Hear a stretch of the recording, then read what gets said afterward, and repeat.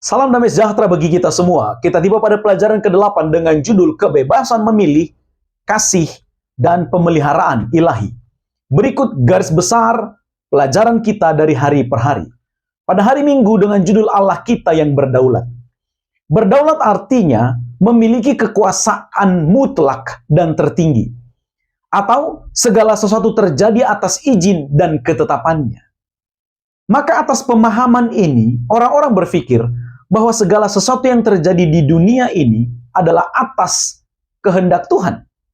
Termasuk hal-hal yang buruk. Tapi mari kita lihat apa kata Alkitab. Mazmur 81 ayat 12 dan 15. Umatku tidak mendengar suaraku. Yesaya 30 ayat 15 dan 18. Tuhan berfirman, tapi kamu enggan.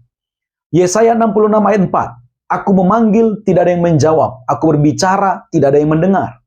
Lukas 13 ayat 34. Engkau membunuh nabi dan melempar orang yang diutus kepadamu. Ayat-ayat ini menunjukkan bahwasanya ada kehendak-kehendak Tuhan yang tidak dapat tercapai. Maka Tuhan berdaulat harus dipahami dengan pengertian bahwa Tuhan melakukan tujuannya atau hendak mencapai apa yang dikehendakinya. Akan tetapi pada saat yang sama, Tuhan memberi kebebasan kepada umatnya untuk mengambil keputusan atau pilihan sendiri, sekalipun pilihan atau keputusan mereka bertentangan dengan kehendak Tuhan. Sebagai contoh, Tuhan menghendaki agar setiap orang diselamatkan dalam 1 Timotius 2:4. Bahkan Tuhan menyediakan jalan keselamatan melalui kematian Yesus. Akan tetapi, setiap orang bebas untuk memilih apakah mereka akan menerima keselamatan itu atau tidak. Jadi Tuhan pada rencana dan kehendaknya, tapi manusia pada kebebasan memilih. Lalu kemudian pelajaran hari Senin, Maha Kuasa. Alkitab menyatakan Tuhan itu Maha Kuasa. 2 Korintus 6 ayat 18, Wahyu 1 ayat 8, Wahyu 16 ayat 14, Wahyu 19 ayat 15, dan Wahyu 21 ayat 22. Akan tetapi sekalipun Tuhan Maha Kuasa, ada hal yang tidak dapat dilakukannya. Yaitu ditulis dalam 2 Timotius 2 ayat 13. Ia tidak dapat menyangkal dirinya. Artinya ia tidak dapat melakukan segala sesuatu yang kontradiksi atau bertentangan dalam dirinya. Sebagai contoh, Yohanes 3:16, karena begitu besar kasih Allah akan dunia ini sehingga dikaruniakannya Yesus anaknya yang tunggal untuk jalan keselamatan. Lalu kemudian Matius 19 ayat 26. Tuhan itu Maha Kuasa. Termasuk dia juga bisa membebaskan Yesus dari proses penyaliban. Akan tetapi, Tuhan tidak mungkin melakukan sesuatu yang bertentangan. Tidak mungkin ia membebaskan Yesus, sementara Yesus memang ada di sana untuk tujuan penyelamatan. Lalu pada saat yang sama, setelah Yesus dibebaskan dari salib, lalu Tuhan berharap manusia diselamatkan. Itu tidak mungkin karena kedua hal itu bertentangan. Jadi kemahakuasaan Tuhan dibatasi oleh kebebasan memilih manusia. Itu sebabnya seringkali apa yang Tuhan rencanakan dan kehendaki tidak terjadi. Lalu pelajaran hari Selasa, mengasihi Allah. Tuhan itu Maha Kuasa seperti yang tadi kita sudah baca. Dan Tuhan juga ingin agar setiap orang mengasihinya dalam Matius 22 ayat 37 dan Ulangan 6 ayat 4 dan 5. Lalu jika demikian, mengapa Tuhan tidak membuat manusia mengasihinya dengan kemahakuasaan yang dimilikinya? Ada dua jawaban yang akan saya berikan. Mengapa Tuhan tidak menggunakan kuasanya untuk membuat manusia mengasihinya? Pertama, Tuhan memang tidak bisa memaksa manusia untuk mengasihinya. Karena kalau hal itu dipaksa, itu namanya bukan lagi kasih. Lalu yang kedua, Tuhan sudah memberikan kebebasan memilih kepada manusia. Dan Tuhan terikat dengan janjinya. Ibrani 6 ayat 17 dan 18. Maka jika Tuhan tetap memaksakan menggunakan kuasanya untuk memaksa manusia mengasihinya, maka Tuhan sedang berdusta. Bilangan 23 ayat 19 katakan, Tuhan tidak mungkin berdusta. Lalu kemudian pelajaran hari Rabu, kehendak Allah yang ideal dan memperbaiki. Di dalam Alkitab sedikitnya ada 2 ayat yang dihubungkan dengan takdir. Artinya, Tuhan sudah merencanakan apa yang akan terjadi. Itulah yang dimaksud dengan takdir.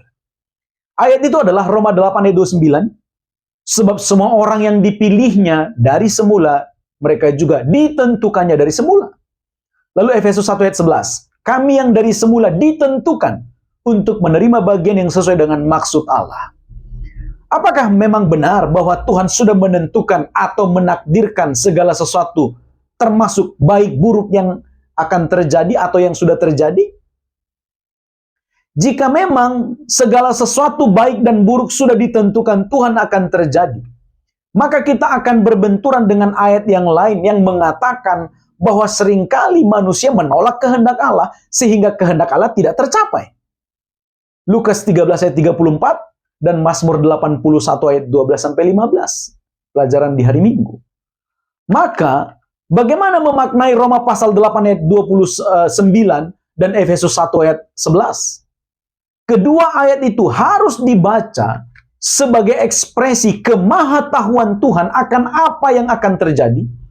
Akan tetapi kemahatauan Tuhan itu tidak bisa mengganggu kebebasan memilih yang sudah Tuhan berikan kepada manusia.